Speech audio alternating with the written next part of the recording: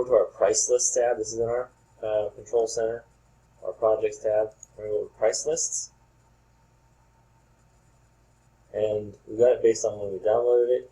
Here is the, this is the local price list for my area for February 2016 from Xactimate. So you see it's read only. You can't change pricing in this price list. You're going to have to duplicate it in order to change pricing.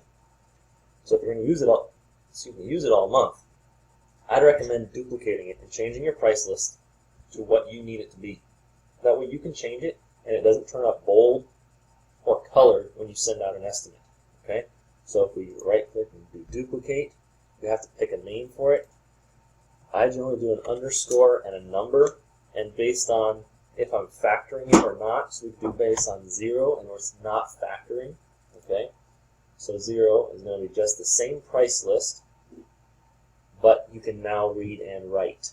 Okay? So here it is at the top. Okay? So it's the same price list. It is not based on a specific, it is not read only. Okay?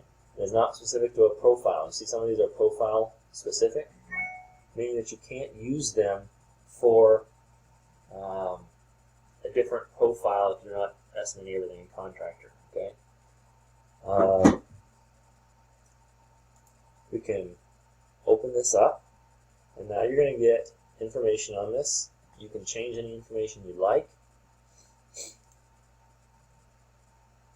This will list all your items in here. Minimum labor groups. And you can change your minimum labors. Okay? So for instance, a drywall labor minimum in our area, you're not going to get it for $174. So if you come in here and change it, you can change it to whatever you'd like. Okay? And it's changing your labor minimum.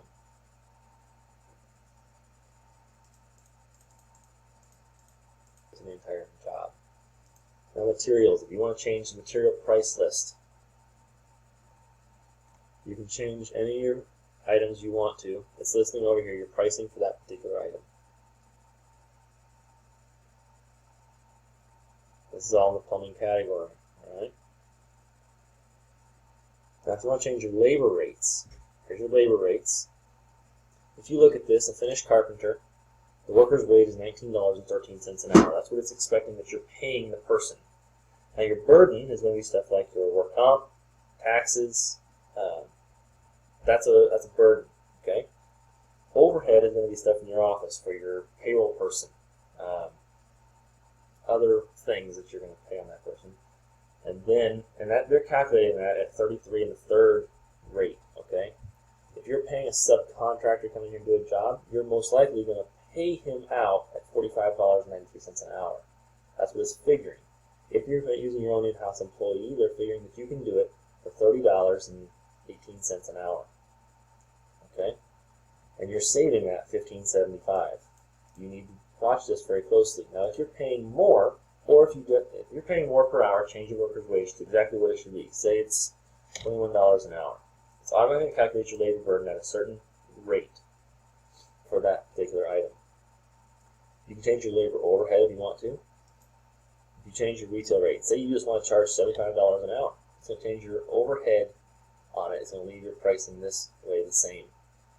The way that shows up, or that makes a difference, is going to be on your price lists when you give your guys a work order and you tell them how much money you have in the job. This is what you've got. I'll show you in a minute. Alright, so let's hit save and exit and go out of here. Let me show you another thing you can do. This particular line item or price list here is already one that I've changed. You see the -_10. That's because I factored that. Okay, so if we look at this particular line item, hit duplicate. I have to factor it by something. Let's go _12. Alright. Profile would be if you want to make it for one profile. Now if you leave it blank, it's going to work for any of the profiles you want. However, if you're wanting it only for a contractor or only for carrier, then you'll want to change that particular type of profile that it's going to.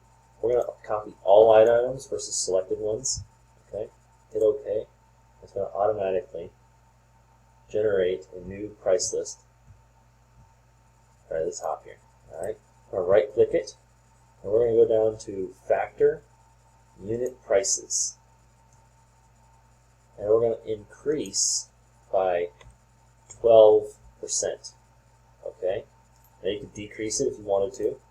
Don't know why you'd want to do that. But you can increase it by 12%. You're not going to change the overhead rate, the tax rate, or the coverage. You're just changing the pricing units. Okay?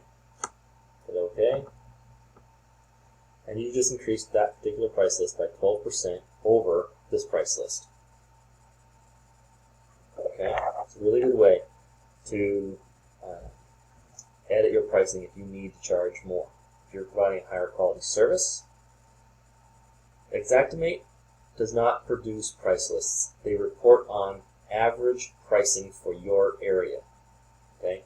Average means they take the high and the low and they factor it right in the middle, and they're giving you average pricing. If you're better than an average company, then you need to be charging more for it, or else it's eating into your profits.